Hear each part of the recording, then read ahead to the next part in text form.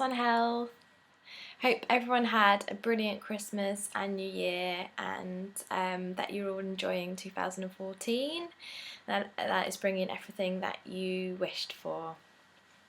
My 2014 has been quite challenging so far, but it's kind of bringing up a lot of emotions for me, because I'm stepping forward into something new, and with any change comes, well, a challenge of growing. So sometimes it can feel a little bit uncomfortable when you're doing something that you're not used to doing, and I know this can be quite a common theme for most people at the beginning of January, because there's lots of New Year's resolutions, and people have put goals in place for themselves, and trying to reach those sometimes can feel hard, but it's usually a sign of just growth and really growing and clearing out the old that doesn't serve us anymore. And so I wanted to kind of do a vlog on that, but also on something that I find really beneficial if you're going through change and challenges, and kind of really feeling like you need a little bit extra support. For me, grounding is something that I find very beneficial in times of change and challenge. And grounding is really focusing on centering yourself. It's getting that inner power that you have inside of you, and really balancing it.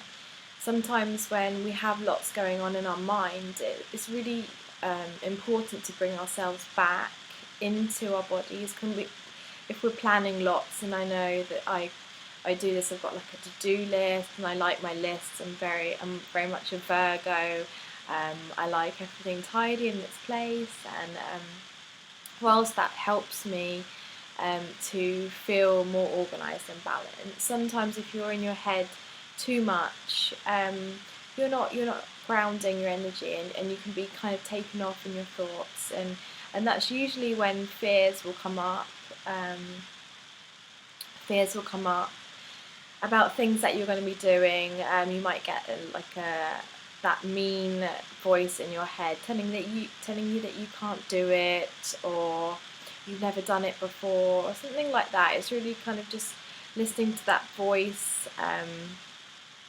that's really kind of shouting out your fears to you, and that's usually when we're very much in our heads, in the future or in the past, but not the present. So grounding is also really focusing on being in the present now. So a few of my favourite tools for staying present and grounded. Number one is breath. So really focusing on your breathing. So breathing into your stomach, deep into your stomach. So when you take an in-breath, you fill your stomach with air, so you feel it expand. And then when you breathe out, you suck your stomach back in. And it's really just focusing on that breath. And that really brings us back into our body, out of our minds, and into the present moment. That's a really simple one that you can do at your desk, in your car, when you're driving, obviously focus on the road at the same time, sitting in your front room, when you're walking, anywhere you can really just focus on your breathing. So that's my number one. Number two, grounding to me and using yoga is really focusing on our legs and our strength, and it's our roots, and it's where we get energy from the earth. The earth is so grounding.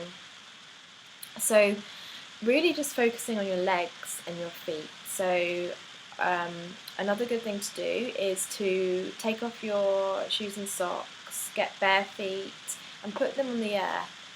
So on some soil, on some grass, on some sand, if you're lucky enough to live near the beach. Just place your feet on the earth and just feel the energy and support of Mother Earth. And it's such an amazing feeling. It's supportive. You can just let all that fear just flood through your body and out through your feet into the earth, and just feel the amazing energy and groundedness beneath you. So easy to do, doesn't cost anything, it's free. All of these are free tips. You don't have to pay for them. You can use them whenever you want. That's why they're my favourites. So number 2, grounding your feet to the earth. Number 3, focusing on your legs again. Some kind of like strength training on your legs. So maybe going for a run, 30-minute run, or just building up if you're not a runner, just building that up.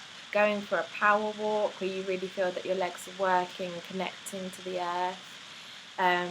If you like the gym, going into the gym and doing some weights on your legs.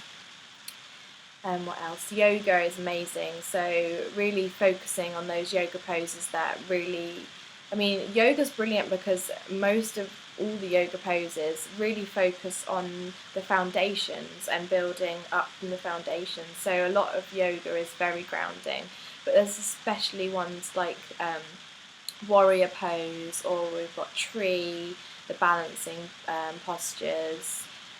Anything really that really, so you feel like chair as well. Anything where you really feel that your legs are really working. That's another one. Number 4 would be going back to yoga and the chakra system and the root chakra. So we have energy points in our body, and there's the root chakra, which is at the tailbones, right underneath you. And this is our root chakra. It's where the colour that's associated with it is red. It's where we get our security from. I find with a lot of people that are scared and fearful and they don't feel safe, that working on the root chakra is really good to balance that. So emotional eating also usually comes from an imbalance in the root chakra. So when you're imbalanced in the root chakra, you don't usually feel safe and secure. So you'll go to food because we can rely on food to always be there, and it's like a safety, and we eat it, and it pushes like fear and those emotions down. So that's really good to focus on if you have issues with emotional eating or overeating, to really focus on your root chakra. A really good thing to do to balance your root chakra is all the things that I've already said, to really focus on grounding. The root chakra is red, as I said, and if you do meditation, you can focus on your root chakra, and you're focusing on a vibrant red light. So you meditate on basically a spinning clockwise direction, a spinning red ball of light energy, however you want to see it. And I focus on that, and I just sit in silence and just really focus on it being vibrant and spinning at a nice speed, not too fast, not too slow, and really just focusing on love and light, just really healing that area. And that's a really good way of balancing your root chakra, and to really focus on that every morning. I find that focusing on my root chakra every morning really sets me up for the rest of the day, really grounds me, gets me into my inner power, and really helps me to get through the fears that come up in the day, and just kind of just feel like I'm really flowing through the day much more comfortably and with more ease. So they're my tips for balancing the root chakra, grounding yourself, and really kind of facing those fears and challenges head on, but with tools that can really make you feel a lot safer and secure, and give you the help you need to live the life that you love, and follow your dreams and your heart. So I hope you've found these helpful. Excuse me for my messy hair. I've just finished my yoga, and I was really inspired to talk about it because I just did a grounding yoga practice, and I feel it is very beneficial, especially at this time of year for people.